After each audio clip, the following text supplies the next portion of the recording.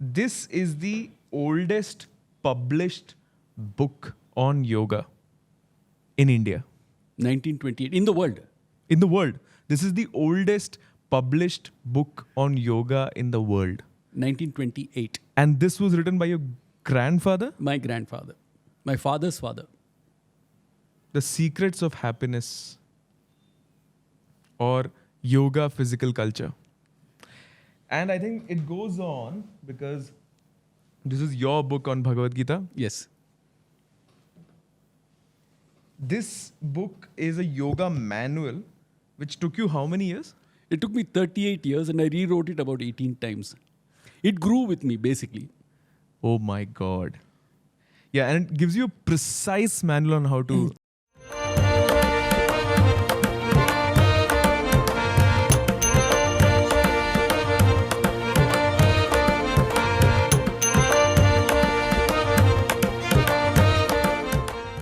So, sir, I welcome to Antaraag. Thank you. I want to start with this, that this is the oldest published book on yoga in India. 1928. In the world. In the world. This is the oldest published book on yoga in the world. 1928. And this was written by your grandfather? My grandfather. My father's father. The Secrets of Happiness or Yoga Physical Culture. And I think it goes on because this is your book on Bhagavad Gita. Yes. This book is a yoga manual which took you how many years? It took me 38 years and I rewrote it about 18 times. It grew with me, basically. Oh my God. Yeah, and it gives you a precise manual on how to practice yoga. The intent is that I take it forward from where my grandfather left off. In the sense that once he taught people around the world how to perform yoga, they went and then yoga has become a bit of a mishmash. And the conceptual underpinnings of yoga have been vitiated. I mean, they've been lost or they've been diluted. So what I have tried to do is, today if you want to do asana and pranayama, there are many, many teachers who teach you all that.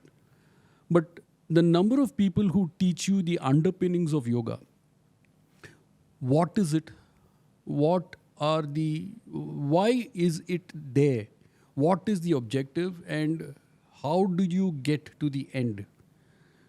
That is not adequately explained, or it is in the form of multiple narratives. So what I did is I designed this as a DIY, do-it-yourself book. So what I do is I explain the concept, I give an example, and then I give exercises. So the person is supposed to use a pencil to write, and then as the person evolves, so when you go from the first chapter to the last chapter, you will evolve. Automatically, you will evolve because it forces you to introspect. It's called Swadhyayam. Swa-adhyayam. So you actually reflect on everything that is happening to you in your life. So your Swadharma is actually getting pummeled. It is going through a smelting process and all the kachada starts coming out. So the smelting process means you have to remove that kachada. If you keep that kachada, obviously you're not going to evolve. What do you refer to as kachada here? Kachada means anything that is not you adding value to you at that point in time. Now, very often kachada for one may not be kachada for another. If a person is a scrap dealer, for that person, a waste mobile phone is still a source of value. For a person who uses the mobile phone, if the mobile phone fails, it is scrap. It is of no value.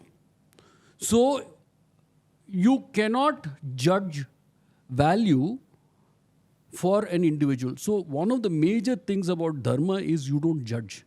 Individual's value is dependent on the individual's state of existence. Wow. Let's take it slow because it goes very deep. All right.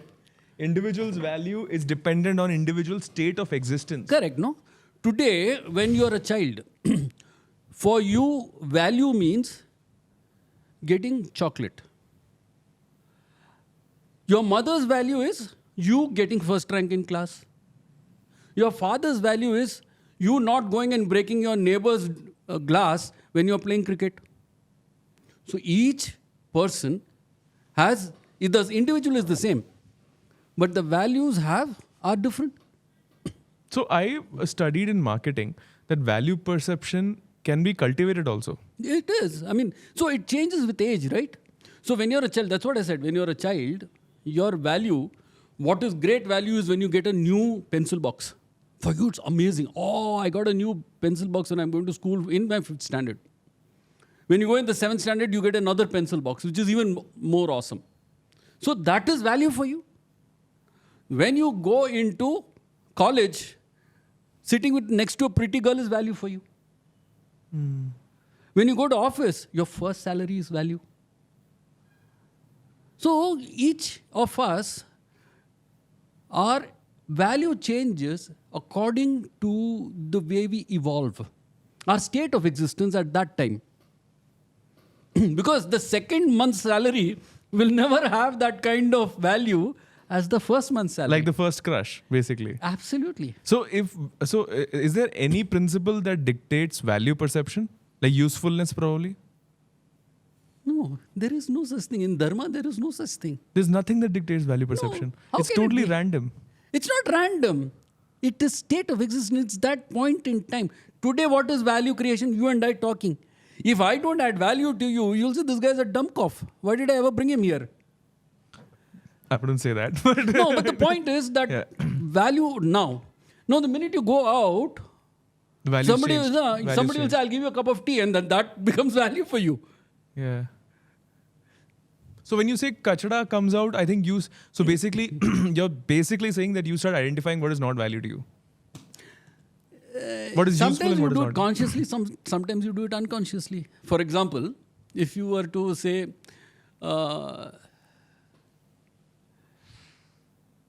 let us say that you are,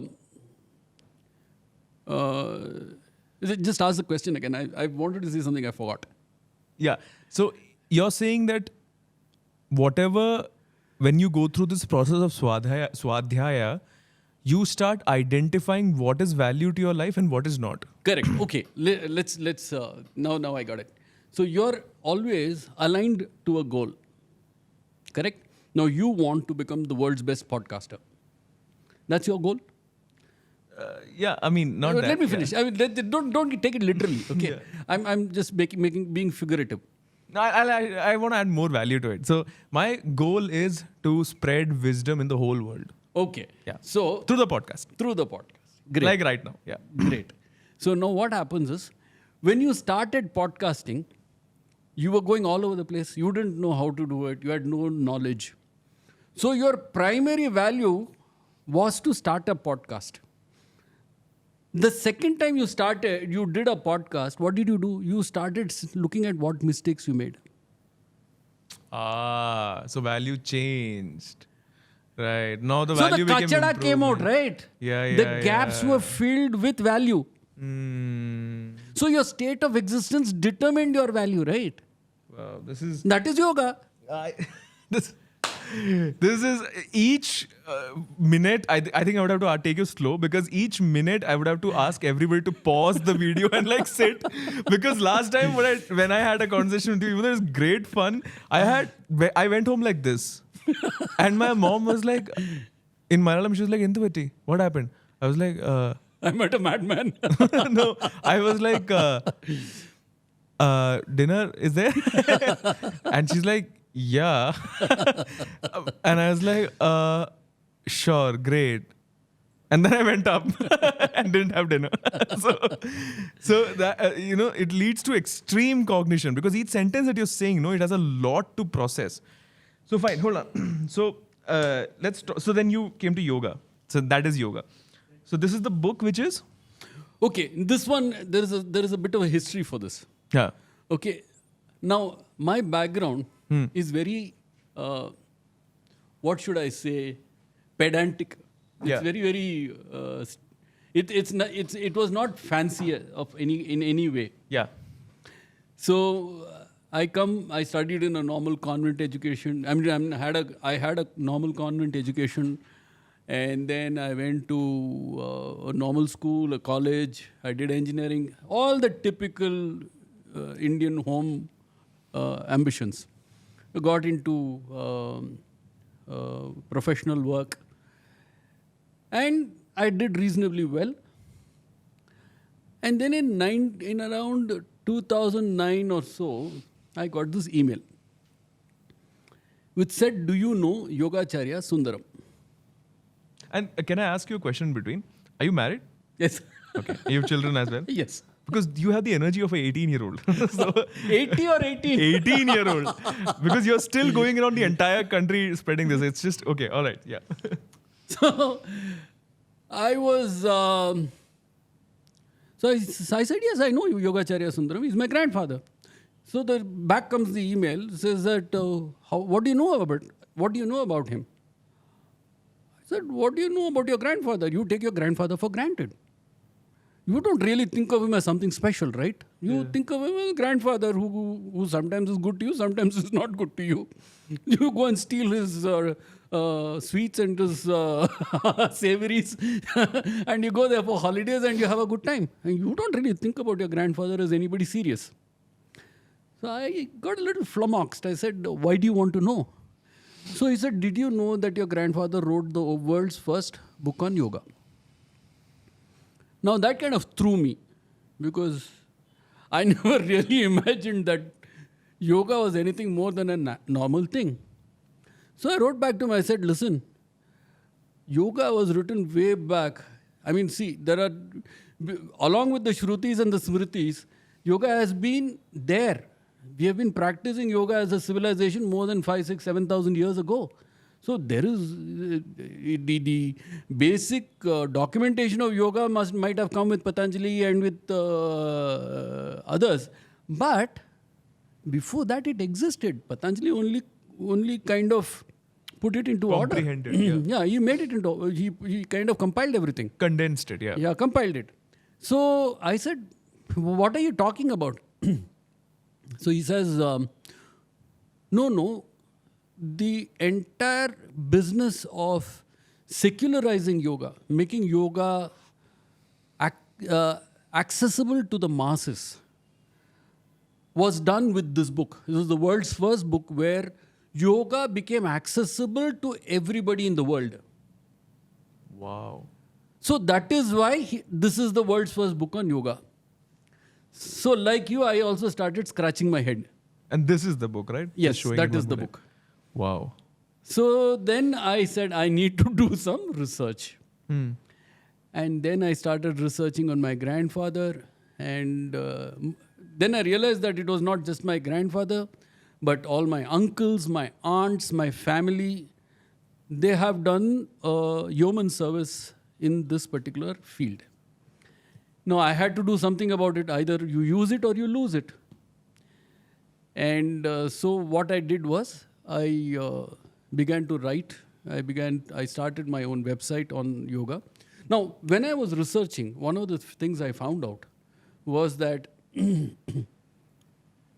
the yoga that we have in India is more or less now had become a byproduct of a yoga that comes from the US. Do you know that, when I found out at least, I don't know about now, you had to get a certification from an organization called Yoga Alliance in California to teach. In India? Really? When you Google and you ask for teachers, they ask you what certification you have. The only organization which was certifying yoga teachers was Yoga Alliance. And this was when? Because now we have many in India. Like there's now SVyasa. we've got that Ayush and things like that. And a lot of yoga teachers in India come from SVyasa, Swami Vivekananda. That Correct. one. Yeah. But in those days, it was that Yoga Alliance thing that was...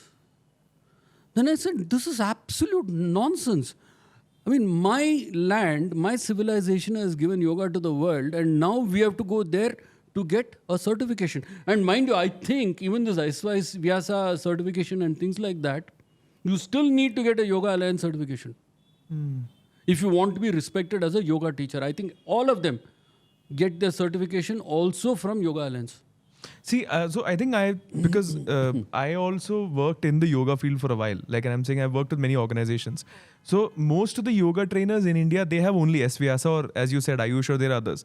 But what you're talking about, I think I'm getting a small memory of this, is that if you want to teach abroad, I think this is the one you're talking about. Yeah, but why? Yeah, This is civilizational is mine. Yeah. It is my civilization. Exactly, And who on earth is somebody else who knows nothing about the subject to give a certification and say that a teacher is fit to teach this? So I got very, I was flabbergasted.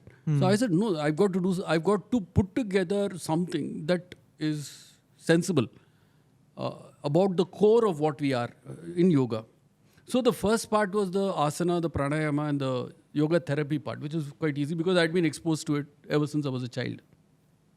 Then I went into the underpinnings. That is, what is dharma, what is guna, what is the identity, asmita, all of that. So what I want to ask you is that since now, as a formal introduction, you are the descendant of the oldest yoga school in South India. Correct. And to me personally, you are truly an inspiration because at this age, you have the energy of an 18-year-old. And I heard that you're traveling to Udupi next. Yes, tomorrow. Where you are representing your school in the Oriental... All India Oriental Conference. My God. And you... So I have a small stall where I'll be talking about this. That's amazing. So I want to actually start with the story, the origin, what you can remember of. Before I get into that, there are some things that I just need to, I'd like to get off the table. First is that when you talk about secularization of yoga, we need to pay obeisance to 4 stalwarts. The first is Swami Yogendra, who started the world's first yoga school on December 25th, 1918. Okay. In Mumbai. The second is my grandfather, who started South India's oldest yoga school in 1921, wrote the world's first book on yoga in 1928, wrote in English in 1928, in Kannada in 1930. And then he wrote the world's first book on yoga therapy. And then he started the world's first book on yoga publishing. It's called the Yoga Publishing House. And then my aunt, who is who's India's first Indian female yoga instructor, and then the uncles, who then subsequently took over from him. Then the third person we need to pay obeisance to is Swami Kuvalyananda, who started the Yoga Mimamsa. That is, he tried to codify yoga as a science. So he did a lot of research and things like that. And lastly, we have to also pay obeisance to the Mysore Maharaja. Why? Who recognized that the value of yoga in the 20s and 30s and tried to formalize it.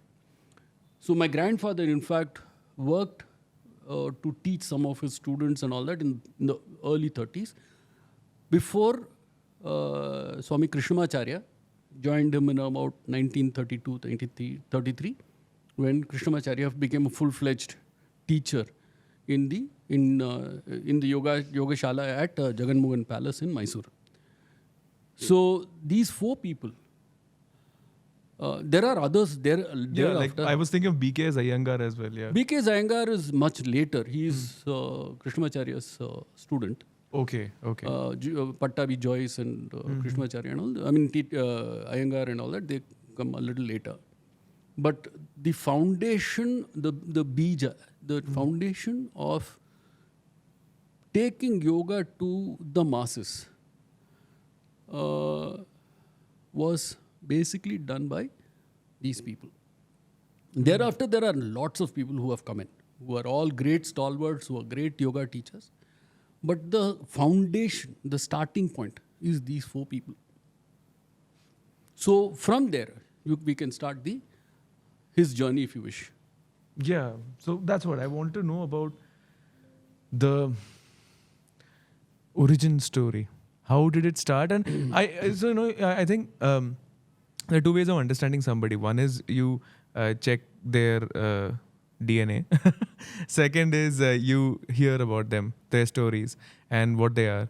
So I think it'll be great if you could just recollect casually whatever stories you can remember from your grandfather. So shall I start from the beginning? Where we come from? Yeah, so I'm saying that you don't have to structurize it. Whatever stories you can remember, like fun stuff, like whatever you can remember from your... Yeah, since I'm basically from the industry, for me, chronologically... Structuring is okay, yeah, go for it, yeah.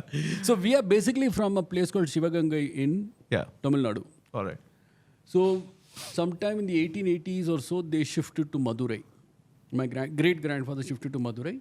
And in the 1915s or 16s, he moved to Bangalore. My grandfather got married around 1914. And then he came to Bangalore in about 1917.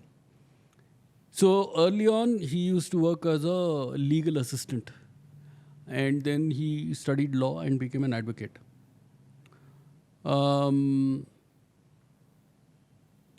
Around 1920, he met a gentleman called K.V. Iyer. And the 2 of them started touring Karnataka to teach yoga and weightlifting. So, yoga and weightlifting? And weightlifting. What a K.V. combination. Iyer was an expert on weightlifting. My grandfather was an expert on yoga. You know why I asked that? Because there are a lot of powerlifters today know this, that there are a lot of strong men from our country from that era as well. Yes, one of them was K.V. Iyer. Yeah, and a lot of this entire legacy of strong men, powerlifting, stone lifting. Even I heard that the entire chest press, right? Yeah, sure. The entire chest press with the wooden this thing and this actually came from India. I have a link of that. I'll put that in the description. So the entire powerlifting and stone lifting history is very rich as well. So it's amazing to know that. Okay. So what happened was, so this happened in around 1920-21. They were touring, so he started teaching. Now the background to this is, we need to go back a bit. World War I had just got over. And there was a huge epidemic, and many people died after that. And Britain basically was bankrupt. So they were pulling out resources from all their colonies. And India was in a very, very bad shape because all the resources were getting pulled out to feed Britain. Our literacy rate was around 17%. And the girls' literacy rate was less than 5%, if anything at all. There was no hope.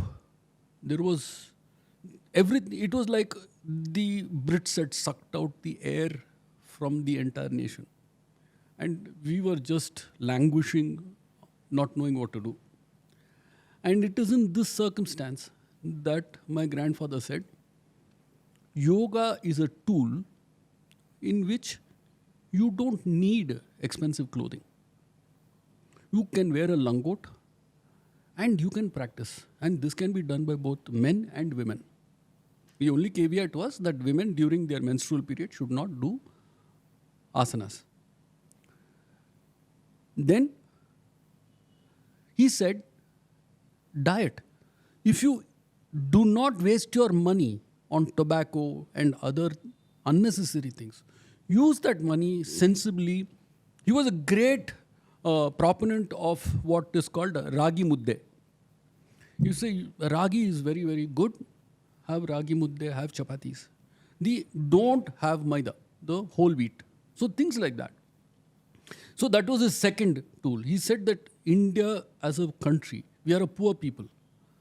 We're really languishing. We are in a very bad shape. So yoga, pranayama will give you the physical fitness and the mental capability to withstand the stress. Don't waste your money. Eat what you can in a sensible manner. So these were the two things he taught. And in my book, I have included sleep because in those days there was no power. So the circadian rhythm was being followed. Today we have all kinds of distractions, and so sleep becomes a casualty. So I have added sleep as a source of health. So basically he said that health and wellness is simple, cheap and accessible for Bharat. So you must be fit to fight the Brits. So basically that was the intent. That was the starting point. So what he did was that he started teaching around 1921. And then what happened was that he used to, like I said, he used to give demonstrations on asana and pranayama all over Karnataka with K.V. Iyer. And in 1927, there was, he started teaching yoga at the home of one gentleman called Tarnath near Lalbagh. And then they moved to Kengeri. And they did social work in Malleshwaram and Baswangudi. Then he became a co-writer of an English magazine called Brahmacharyam with Ramachandra Rao, who was called a Kavi Yogi. Then, of course, in 1930, he taught at the behest of the Mysore Prince of Mysore. He taught yoga to a group of people in the palace itself. Then the key change happened in 1936 when Ananda Vigadan, a Tamil magazine, invited him to write on yoga. Now, hitherto he had been writing only in English. They asked him to write in Tamil. And Tamil was not his forte. So he told them that, boss, I'm not very good at Tamil. So they told him that write an article and send it to us. So he wrote an article and sent it to them. It was his typical straightforward style. And so they loved it. They said that we'll print it. And the feedback was overwhelmingly positive. And so in 1936, he began writing in Ananda Vigadan. And that really took yoga to the hinterland. Because Ananda Vigadan was read by everybody. And his articles, then the feedback was that we want it in a book form. So then he wrote the world's first Tamil book on yoga. And that book is called Ananda Rahasyam. That is the world's first book on yoga. That is yogic physical culture. And then he also wrote the world's first book on yoga therapy. So because then he realized that a lot of people started coming to him with ailments. And so his biggest forte was research. He would go to the Bangalore Library and sit and pore over the various anatomy, physiology, and he'll study over various things, do the asana, check it on himself. He was his own lab, he was his own experiment, he was his own hypothesis, his own results. And then he would then try it out on, he called them patients. In those days, the doctors were very few and far between, so he could do that. And the interesting thing is that they would very often come with illnesses, stay in his house, in an outhouse kind of thing. Sometimes it could go up to 8, 9, 10 of them. They would be treated for that exercise. They would do asanas twice a day. The most important thing was the diet was controlled by him and cooked by his elder sister in the house. So they would actually be controlled diet, controlled asanas, and the feedback is that he had almost 100% success. The reason for that was the exercise as well as diet. So you cannot overemphasize the importance of asana, pranayama, and diet. If without diet, the other two are useless. Just doing asana and pranayama is not enough. You have to be disciplined in your food, disciplined in the time of intake, disciplined in how much portion sizes you use. And the closer it is to nature, the healthier it is. That is what he says all the time. So, of course, in those days, we did not have the kind of processed food we have today. But as far as he was concerned, he said, keep it close to nature. What is the difference between regular exercise and yoga? By regular exercise, I mean, I assume that you mean gymnastics or going to the gym. Gym, strength building, sports. Strength building, sports. You want to do sports. Sports is, it's an aerobic exercise, but at the same time, it is movement, lot of movement. Asana is very clearly sthiram sukham asanam. Anything that is sthiram. Oh, right. Okay, I think this will be mind-blowing to a lot of people. And you move out, no? Move up. Right. So the holding part is the asana That part. final position where your muscles have to start calming down. I mean, there is to be prana flow. And then you come down. That is bhujanga. That you hold it for some time. You just don't go and then do it like that. No, when you start Right, making it rapid, it becomes a kriya. Of course. So that's why I asked you earlier about Surya Namaskara. Surya Namaskara is a because that kriya. is rap. Oh, okay. I see. All right. Oh, this is in depth.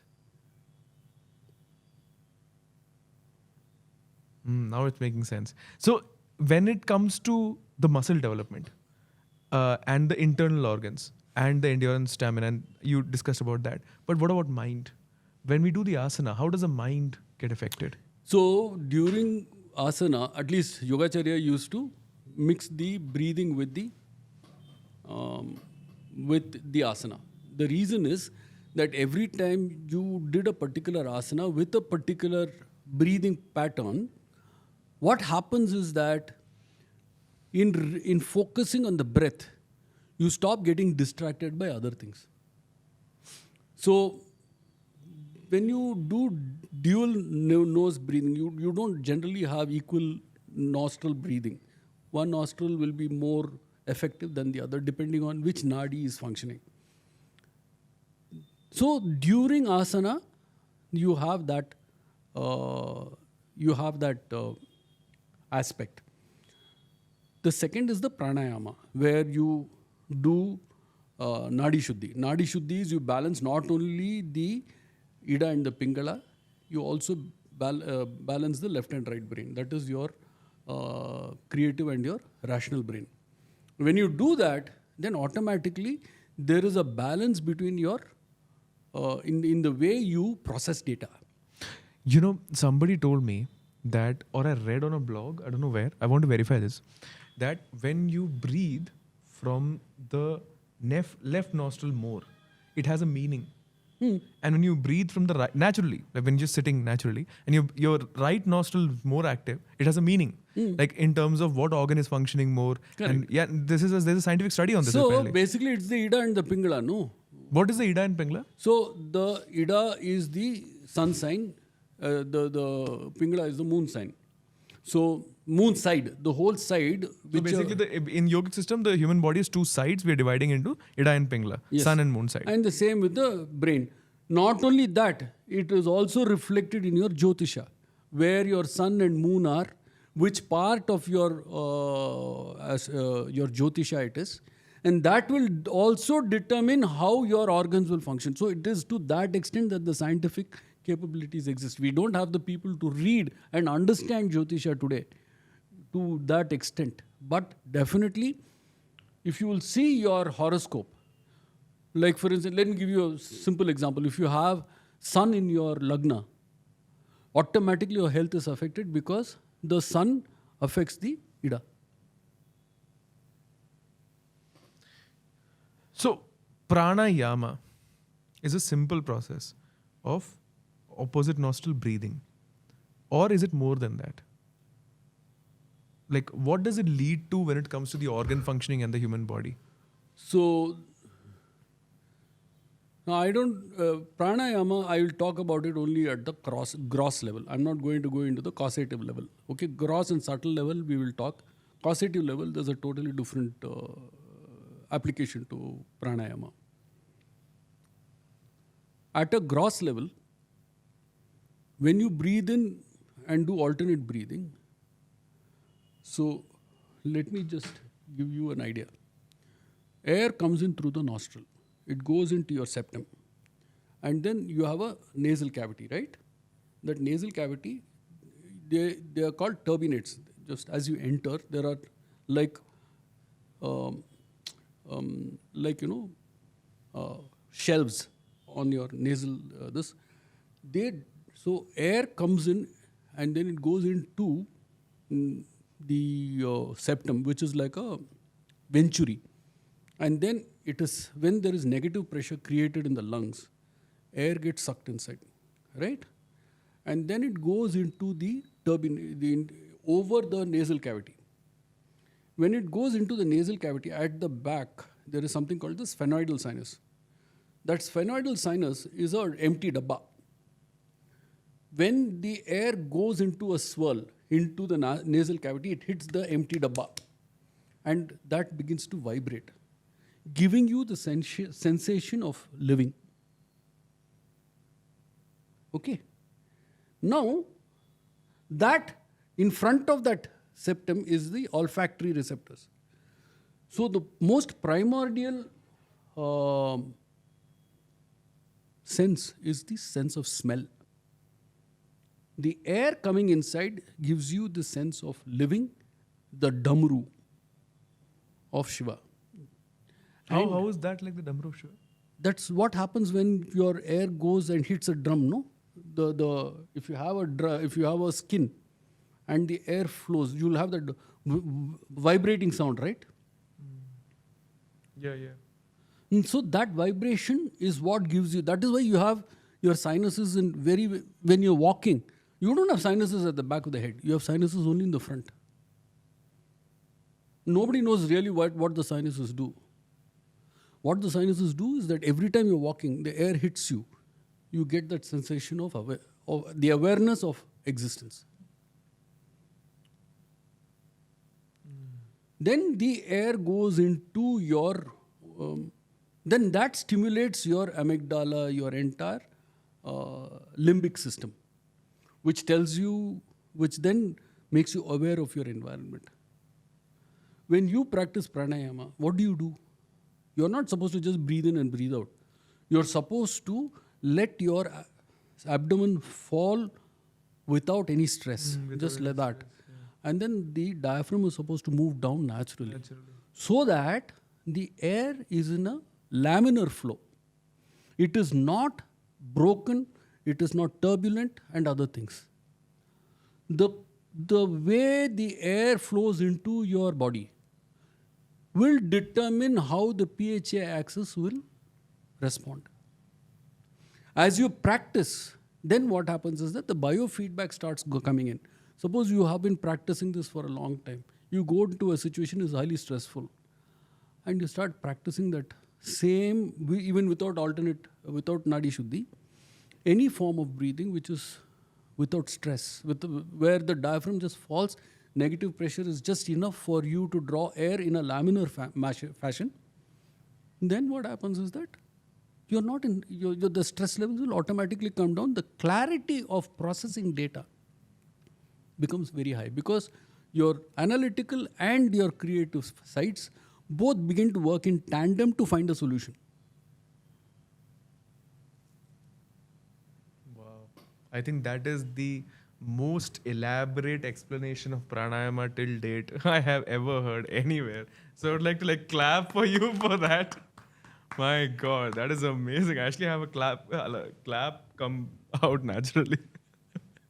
And what does the shifting of nostrils cause? Yeah, you've been balancing the Ida and the Pingala as well as the analytical and the creative brain. Prana or breath going to alternate sides of the body and energizing the old system. Cleansing. Fundamentally, it is cleansing. Now, I have not gone into the Sukshma part and all that, so I don't want to get because into I heard another explanation of this, that the Ghanta, during the Chandra Ghanta, the Navratri, I heard another person explain this, that the Ghanta also stands for prana.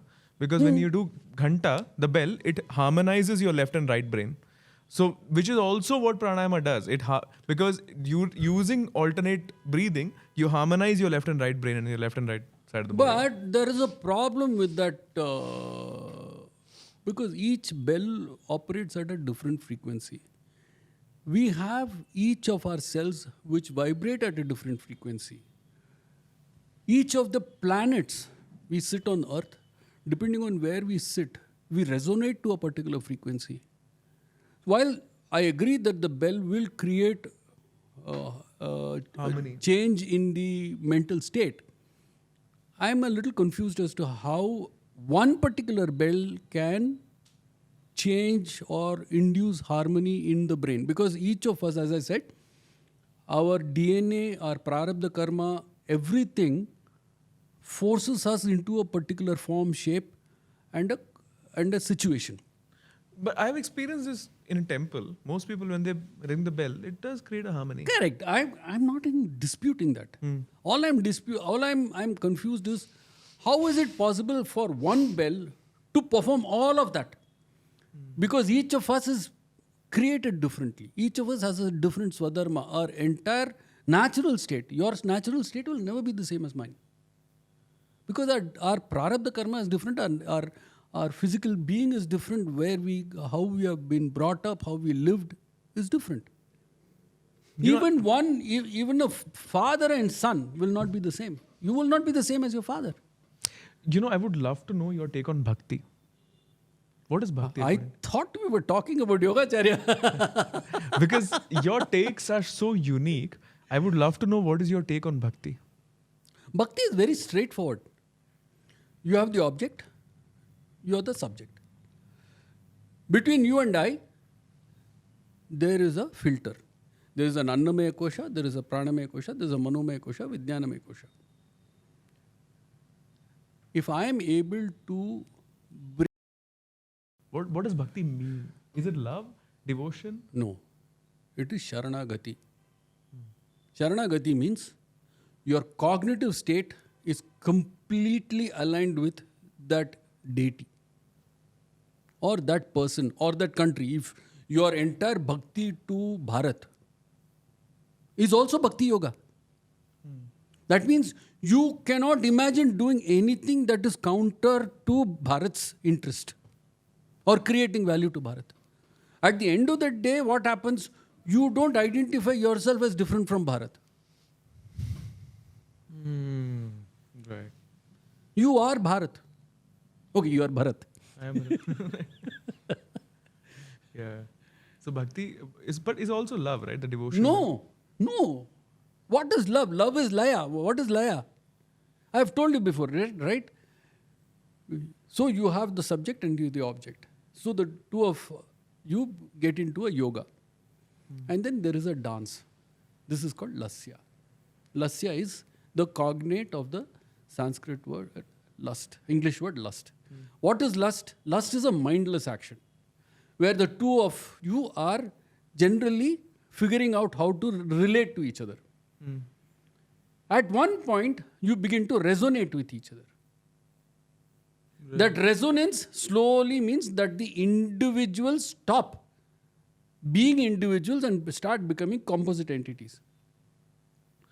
Yeah, but In this case, because the subject, the object, is a entity which you cannot cognize easily, it is only you that is performing the action.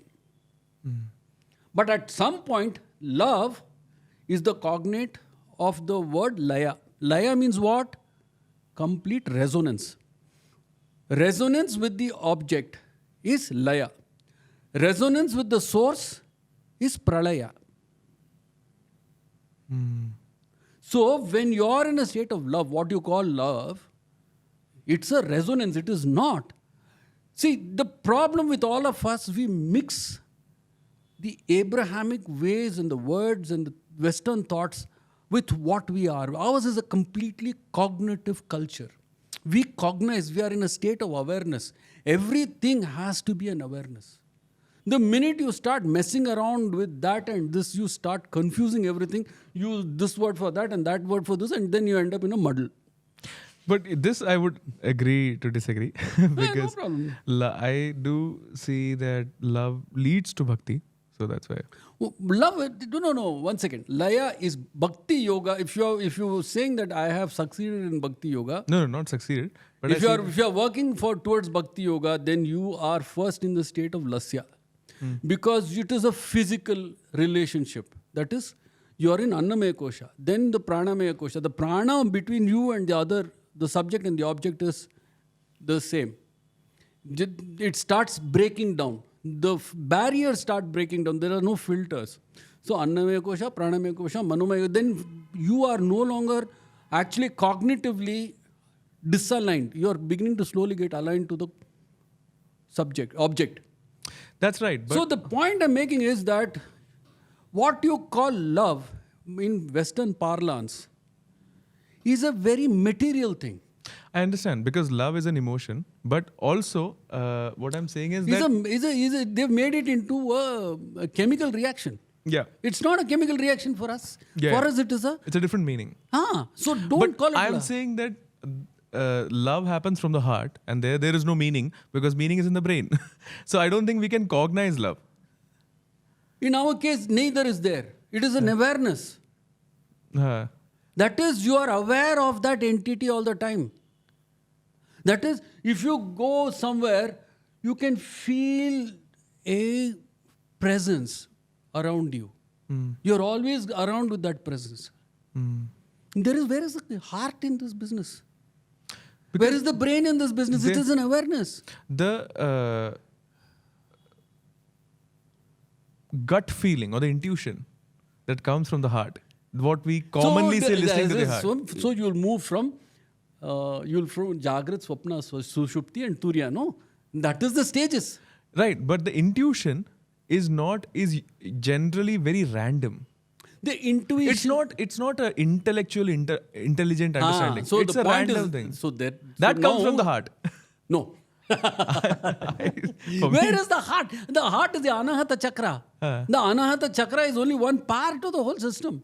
Yeah, but I'm saying that Bhakti is that the entire system is functioning as a whole. Sometimes don't you feel that your brain says something else, but your heart knows? Arey boss, again you are confusing the Western systems with our system.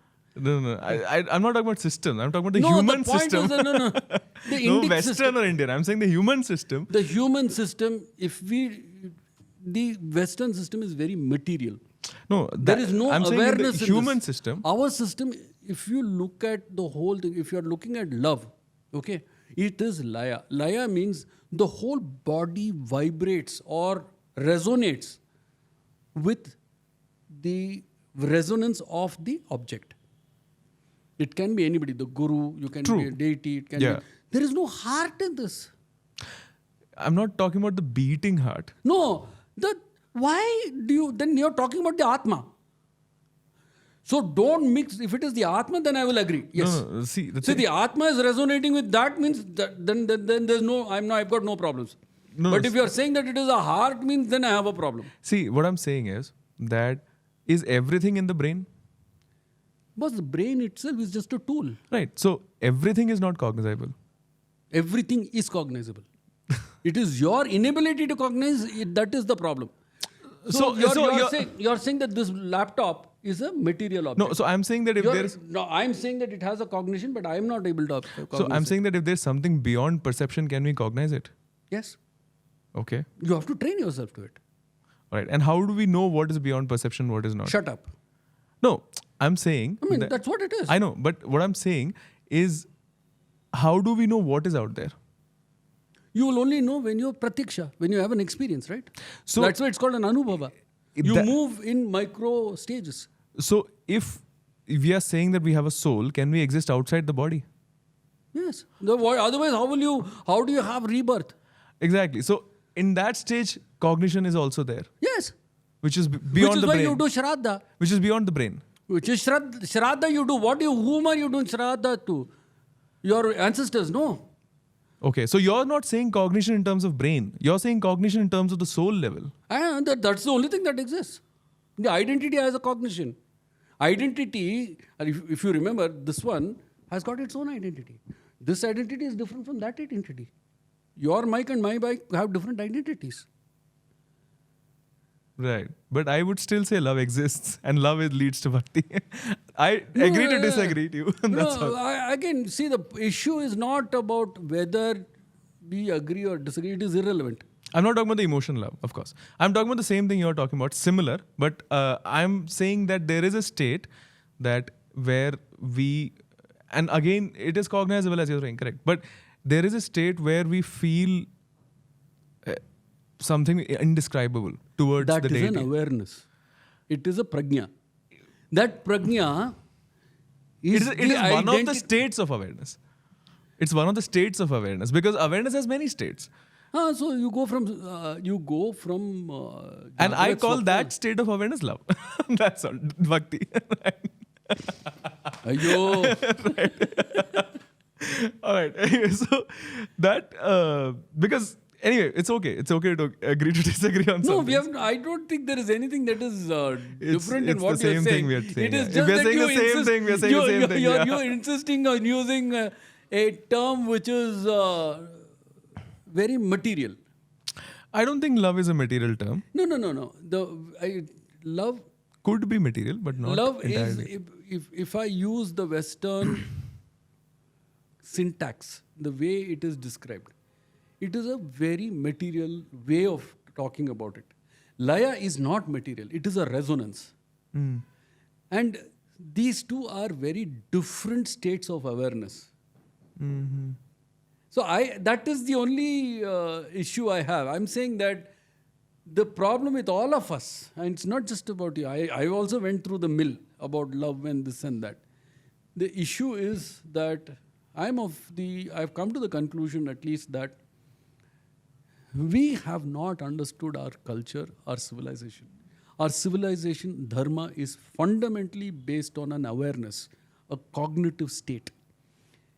When we start mixing it with Western European and other Abrahamic ways of thought, it is not wrong, but we lose the essence of who we are and the conceptual underpinnings of who we are.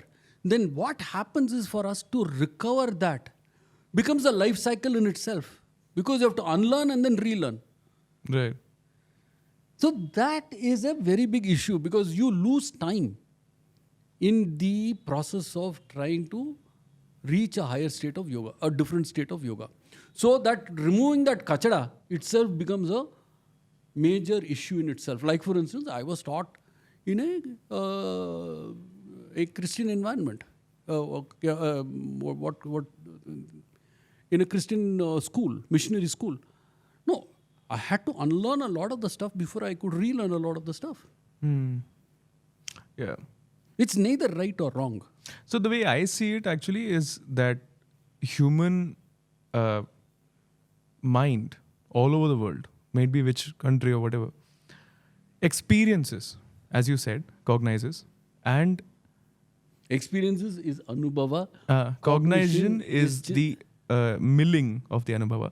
So experiences and cognizes, like when somebody told me that Newton discovered, Newton discovered gravity when an apple fell on his head. I said his mind found it. His mind experienced it. Actually, okay, let's. I'm So not yeah, going but I'm not going to a different subject. So what I'm saying is that even if somebody discovered gravity here in India, right? I mean, found in the last podcast, somebody told me that trigonometry was also there So whatever we discover is, I see everybody on the entire planet as one mind. Like everybody is discovering it, but encoding it in different languages and words. But it's the same stuff in the end of the day. Okay, let me put it this way. None of us is actually discovering anything. It is already there. You can't change the rules of how the universe is structured. The universe is structured in that particular manner. All that happens is that in a state of dhyana, you suddenly, it flashes to you that this is what the truth is. Yeah. It is all that is there. And then you make it into some kind of theorem or whatever. Go ahead and get a Nobel Prize. That's about it. It doesn't mean anything. It is already there. Right. The DNA double helix structure is already there. They just found it out. They are using it. But it is already there. So, what I'm trying to say is, we need to be very careful about. So, this is what in our system is called apaurushya. It is not of man, not of a person. In dhyana, our rishis used to be in dhyana for hours. And in that state, the universe started removing the filters and they could cognize the truth in multiple levels, at multiple levels. Which is why the Saptarishis are so important. Because they have found a way in which they could work with karma, understand the universe in a manner which we cannot. So if you asked that question on Bhakti Yoga, you have to do lots of dhyana, of sadhana, before you can break those filters. Right now we are struggling with Annamaya Kosha. We have not even gone to Pranamaya Kosha or Manamaya Kosha. We are struggling to just release the grip of Maya in the Annamaya Kosha stage. This sort of leads to pretty much the culminating question, which is something which I saved for the end because I thought that it will be the most interesting to explore this in the end. Siddhas. Right? I don't have any expertise in this. No, but still, I would love to explore this. So, usually what happens is I do podcast on a very intellectual note. And so anybody who wants to switch off right now can because I'm going into stuff which I don't think I have ever found any intellectual basis for. But stories are amazing also to talk about, to share. Yes. So when it comes to siddhas, the yogis who have siddhis, mystical, Ashtasiddhi. supernatural powers. I have met people with that siddhis. Really? Yes. Like what? Yogacharya had some siddhis. Like what? Like, could you tell me some stories? There's only one which I experienced myself. This was sometime in 82, 81 or 82. He had more or less stopped doing therapy because for any therapy, for any of the Indic systems, you have to do a lot of sadhana. If you want to read a horoscope, only a person who does an enormous amount of sadhana, it will start talking to you. Actually, what happens is that you reach a stage where the object is talking to you. It tells you. It is how do I put it? For you and I, a computer is a computer. For a highly evolved computer programmer, computer science person, the flow chart is talking to him. It will actually be talking to him and saying that this is, and nobody will know how this man figures out that this is how you need to put the various chips in, and this is how you need to package it so that it comes into some people are, it just happens. No, it's a siddhi.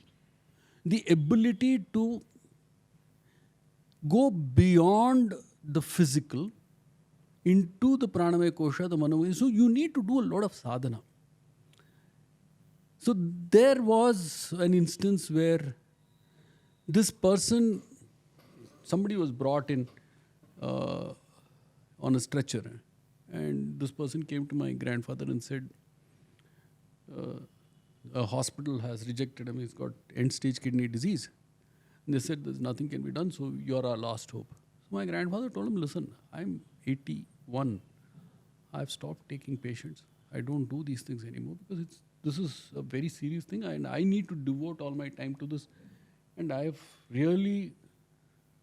on a totally different path. So they begged and they pleaded and all that. And so he said, okay.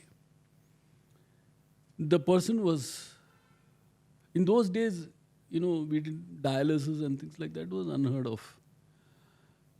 I have seen that he was barely passing urine. Within 2 weeks, my grandfather was able to make him pass about half a liter of urine. That is 3 weeks. Then about 3 months, Again, he was able, but the diet was, it was a horrible existence for the man because the diet control was so strict. My grandfather said, you walk the straight and the narrow. What I tell you is what you will do. Man could not even get out of bed, out of the stretcher. By the end of 3 months, he was able to walk from his room to the yogashala. And after 5 or 6 months, the man had enough because it was just too rigorous. And my grandfather would meditate. He always, his meditation was from 3 in the morning to 6 in the morning before the students came. And a lot of the dhyana that he did, he used to say he was like a capacitor. And this is also a reason why many rishis will not touch anybody.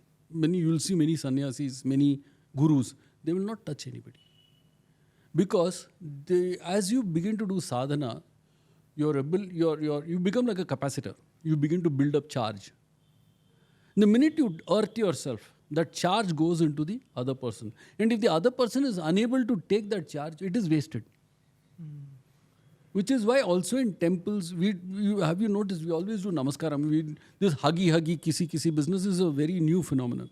It does not work. We don't touch each other. Because each of us is at a different state of charge. So he would controlled charging, he used to give this person. And at the end of 4-5 months, this man had enough. He said, boss, I want to quit. So my grandfather told him, boss, if you go, you will not survive. You're still at a very awkward state. He said, no, I'll do my asanas. See, I can move, I can do my asanas. I've learnt everything properly.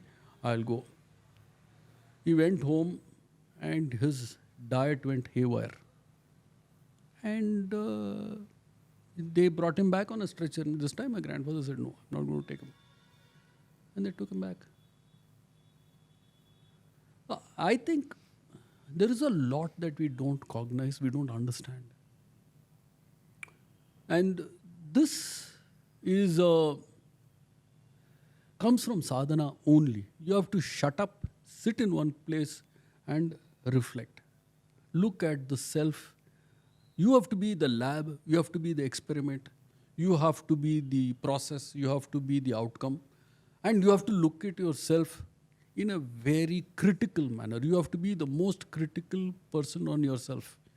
You shouldn't be hard on yourself. You should be kind to yourself. But you should know exactly what you're doing and why you're doing it and what the issues are. And this, in my view, is the key to developing any form of siddhi, or that is sadhana. Only sadhana can lead to siddhi.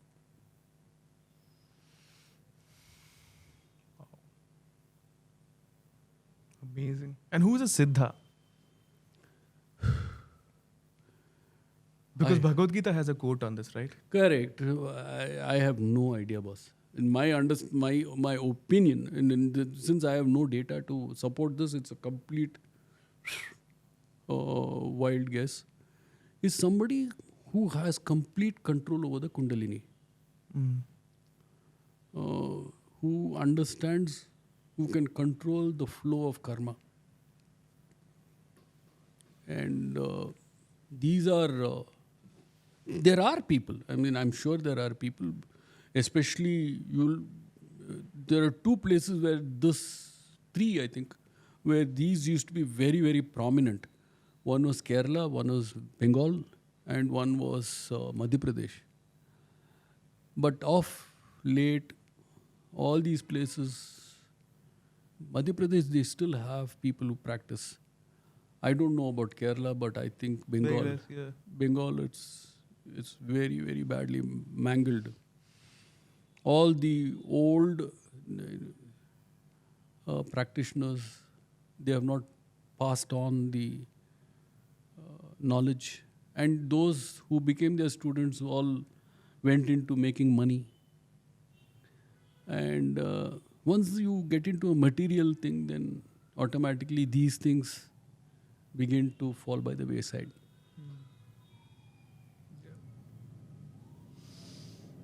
Wow, what a deep dive. I'm again at the state now. I'm gonna go home and ring the bell and stand like this again. My mom is gonna be like, "Who is this man that you keep talking to?"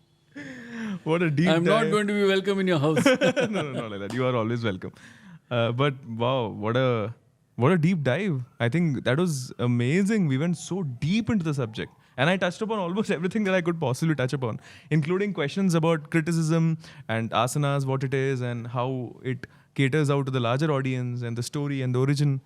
It was amazing. This was 100x what we did on video. Right. No, I'm also very happy I was able to talk about my grandfather, because not just my grandfather, my uncles, a lot of them have put in a lot of effort to bring yoga to the masses. And most importantly, for my grandfather, first part was to fight colonialism, because he became the Bangalore Cantonment. He was the president of the Bangalore Cantonment Congress Committee. But in 1936, he met his guru, and his focus went from national and such material things into the inward journey. And what he told us, I have no way of substantiating this, is that one night, we come from a very poor family, okay? And so one night, he was in dhyana, and he said that Kartikeya, Subramanya Swami, came and wrote something on his tongue. And the next morning, he sang a song to Kartikeya in the raga Malaya Malava Gaula. The point is, he has no background in music. He has no background in tala, no background in swara, nothing. It just came out. And from then, about 1942, 45, I think probably 46, to 1980s, he composed about 1,400 kirtanas, 700 bhajans, namavali, all of that. Oh my God. Without having any understanding of Carnatic music. No formal training. No training whatsoever. From any teacher. No training whatsoever. Wow. And some of those songs are really beautiful. Because I'm learning. That's why it's incredible to even hear that.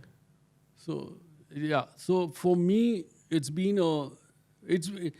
you see, these were things which I took for granted. Until that person called up and asked me who your grandfather is. So, in a sense, it was a wake-up call for me also. And that is the thing which made me see that if I could either use this or lose this. Okay, there's not much I can do at this stage in my life, but the point is that each of us in Bharat comes from a place where there is a node waiting to shine. If we were to go back into our families, some families will have siddhas, some families will have a very strong affiliation with their kuladevas, some families will have a very strong affiliation with the guru. Once you begin to recognize that, then you do a regression, you go back into the source where the family began to actually begin a journey into the self. If we can do that, then you will have many, many more such people. The only reason you found me, I'm talking about my grandfather, was because of a silly question. Who is Yogacharya Sundaram? If you go into your own family, you will find a huge node of deep understanding of existentialism. Who we are, who am I? Wow. Each of us has it. We don't look. That is the problem. Or we take it for granted. We take it for granted. Like even in my story, family, as I was telling you the other day, there are a couple of stories, but I've never published Taken it. it seriously. Yeah, taken seriously. You've never taken it seriously. You just took it for granted. But if you don't do it now, But what the next generation will not have But that what at do I all. do with that information? Like, for example, I'll just say that first. So My maternal grandfather was a general in the army. Which And army? That I don't know. That's what. Why did you not find out? Exactly. But so the Do story. you know I can trace my existence to a town in North India in 3400 BCE. I come from, my background was actually Kshatriya. But because they started the kingdom called Panchala, they come from somewhere else, which is probably in the Indus plain somewhere. And before that, they probably come from somewhere else. I have been able to trace it up to about 3800 BCE. So you can do the research. You need to research. Interesting. You need to put in that, unless each of us puts in that effort into our own family lineage. To go down the roots. There was a beautiful book called Roots by Aldous Haley, I think his name was. He was an African American who went and traced his own roots to the village where they had been picked up and sold into slavery. Each of us has that root. We need to research. So you're saying that understanding our roots also could. Because it tells you what is the family vibration, the harmony. My family vibration is yoga. We resonate with yoga. You might resonate with something else. Each of us in Bharat has got that node of perfection waiting to be discovered, which we don't. Wow. No, I never knew this until much later. No, I was around 50 years when I found out. And you much earlier, you can do this now. So this great-great-grandfather, he was a general in an army and he was a Devi Bhakta. So the only reason I know him is because we still go to that house and that house is still preserved. And that house... Are there any written documents in the house? No, I don't know that. Why didn't you go and I have to, now that I'm talking to you. But it's a crazy house because that house is this much. Like it's this much. It's a house which has a... Wisdom. Yeah, it's not like a big house. It's a small house and you go into it. You don't go up. So, and we still have preserved that house. So that's a great thing. And there is a Devi idol in a temple nearby. And that temple would be around 500 years or 600 years. And that idol, there are people who do tullal. Right? They hold this thing and they do this. So, they hold the sword and they dance with the hair open, guys who do that. And then they hold the idol and they dance up to the house. So I went there 2 times as a child. Once I was 9 or 10 years old, the other time I was a teenager. So I asked my mom that, what is this thing about? So she said, this grandfather used to be a general and he was a huge Devi Bhakta. And he was also yogi. He was a well-known yogi of that area. So people used to come to him for foresight. He used to tell people that this is what you're going to have. That is a Siddha. Oh, that is right, yeah. I just thought of that. So, yeah, so once he fell ill and then the Devi idol from the temple disappeared. And they found that the Devi idol is nowhere to be found. And when they questioned about this thing, Vaishnav. they found that until this person is, something has to be given to the person or something like that, only then the Devi idol will return. And that thing was given to him, and then the Devi idol, apparently there was a voice also. I don't know as you can see, I'm struggling with the story, but whatever I know. So they started taking the Devi once a year to the house while he was alive to show him. And he would see from his house because he was very ill. He was not well. And then he passed away, but that tradition followed.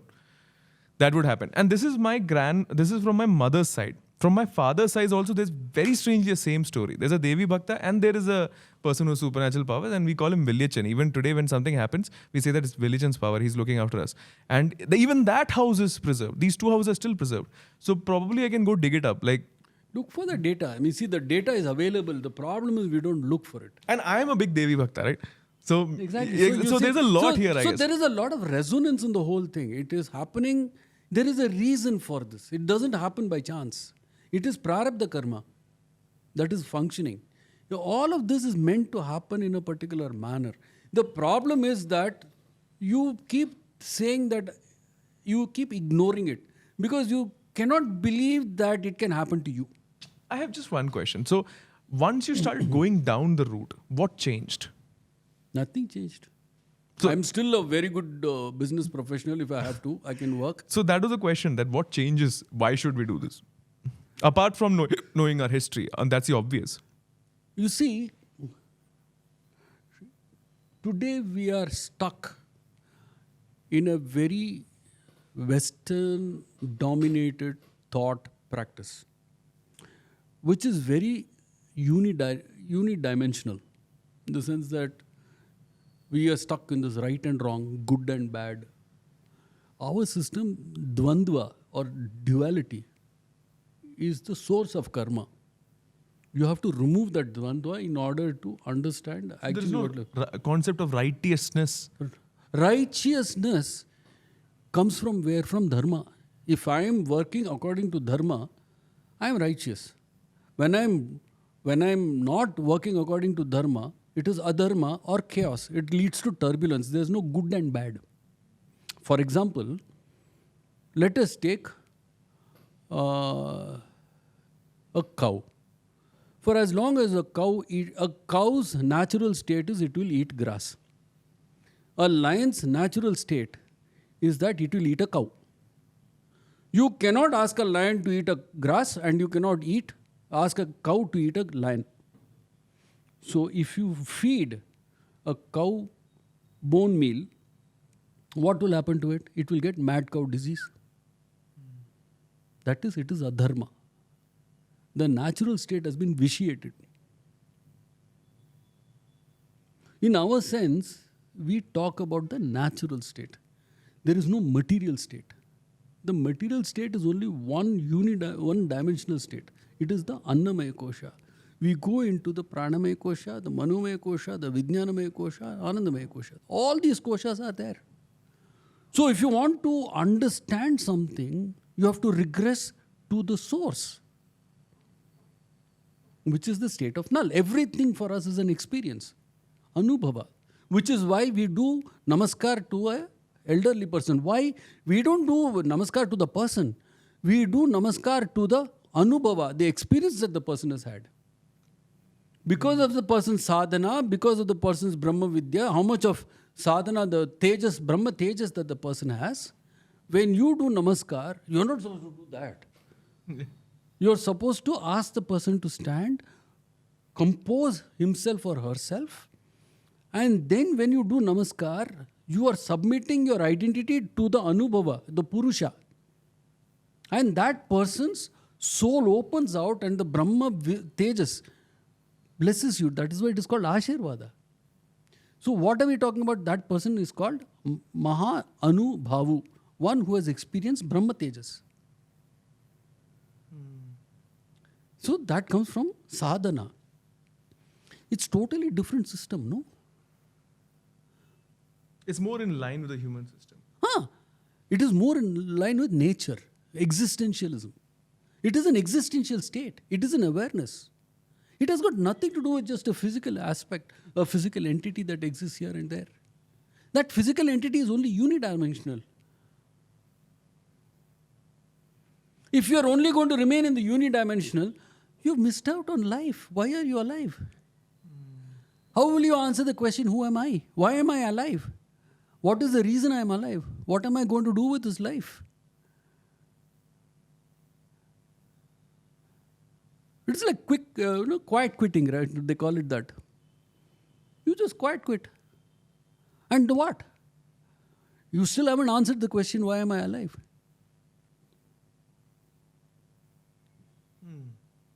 Who am I? What is my raison d'etre? So you're saying at one point of time the entire country was booming with this? Which is why we were what we were. Right, and then that declined, and then this happened. Which is the problem with we have no confidence in ourselves anymore. We don't believe, we don't have the confidence that we can look, and that's because we don't look inward, no? We are so busy trying to survive today's requirements, trying to make the money and survive today, that we forget that we need only X amount to survive. So if you're looking at only bread and butter, that is all you need to survive. But what happens once you get bread and butter, you start looking for bread, butter, jam. Then you start looking for bread, butter, jam, cheese. Then you start looking for bread, butter, jam, and then whatever fillings you want to put inside. There's no end to it. And then the minute you start getting trapped into that bread, butter, jam business, you forget, you can no longer regress. It is all outward flowing. It is Vijnana. You're flowing outward. There is no inward flow. And by the time you decide or you realize, I need to flow inward, I need to start figuring out what shit is inside me, it's too late. You're physically unfit, you're mentally tired, you've been screwed by life, and at the end, you are a state of misery. So you have to rebuild yourself completely. And if you have to rebuild yourself completely, it takes time. You have to unlearn and then relearn. That takes time, effort, and very often we don't have the time. Like I don't have the time. So we need to be very sensible about how much bread, butter, jam, cheese we want, and where we are going to look outwards and when we start looking inwards. Actually, we should start looking inwards at all times.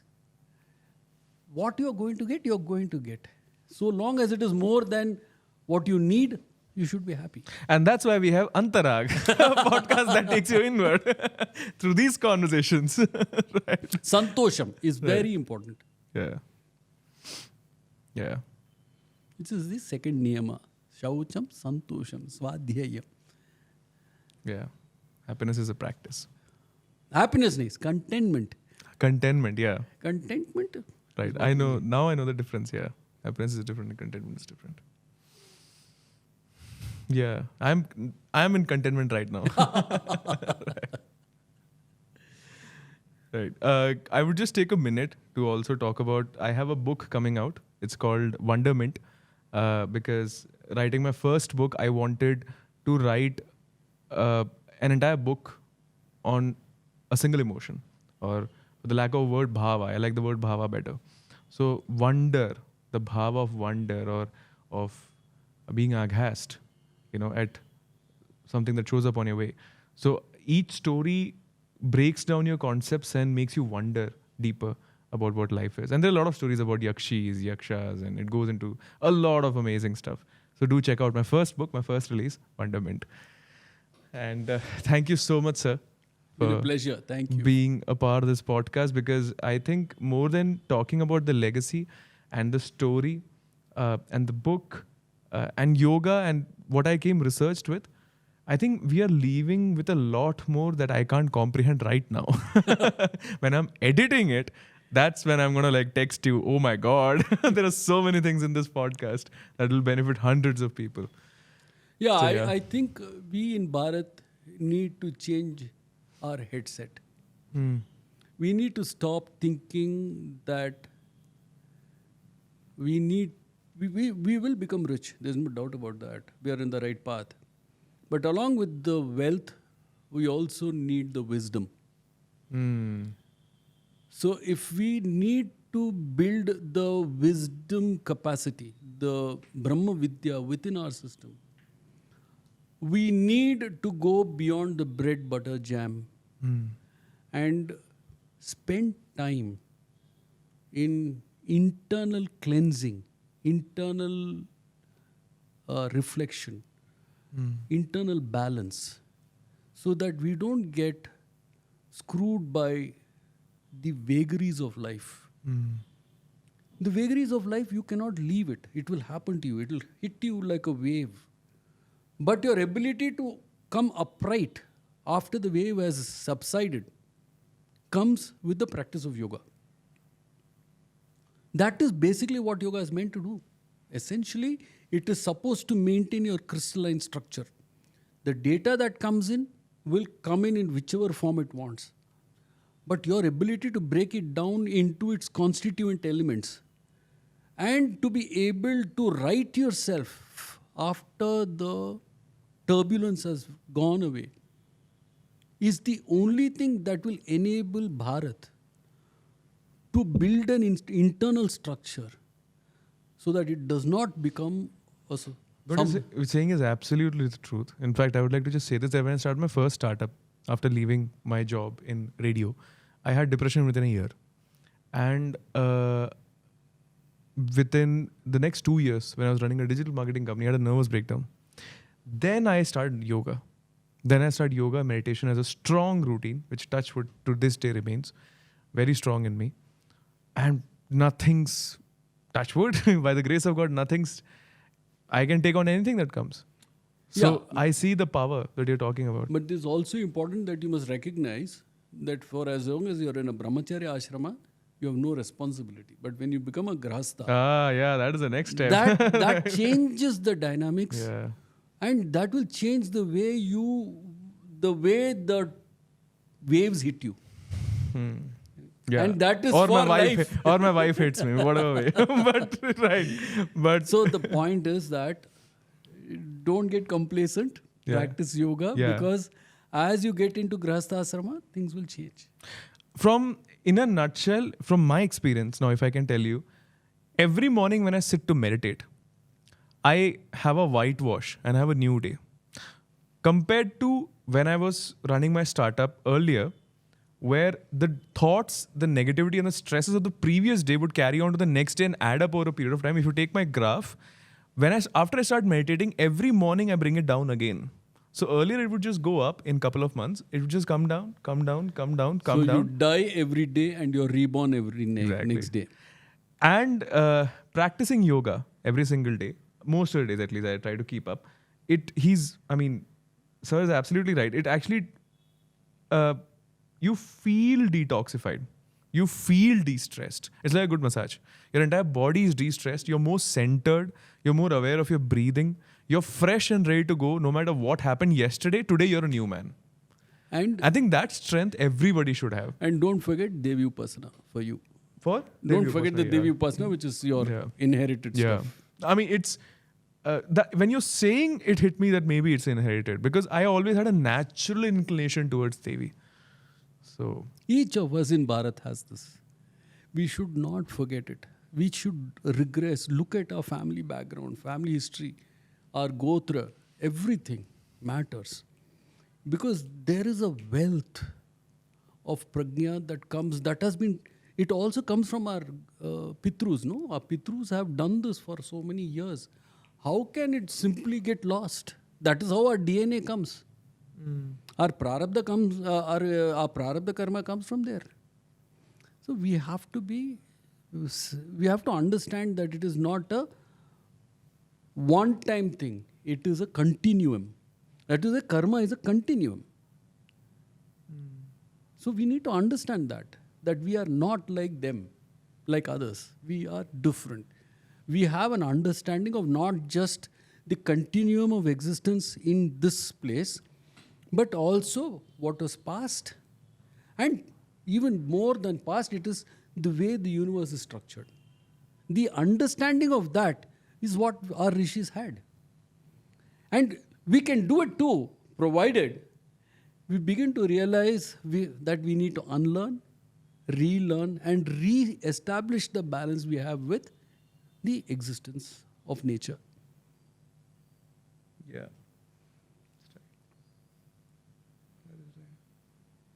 Thank you so much. You're welcome. Thank This you is a so pleasure. much. Yeah, it's such a pleasure because it's always great to have these deep conversations. I'm always left with an ocean of wealth. I have a new ocean opened up. Right? The ocean already existed. All that happened is you tore a couple of filters. That's all. Amazing. And I can feel it torn. Right? Thank you so much, sir. You're Thank you welcome. for the podcast.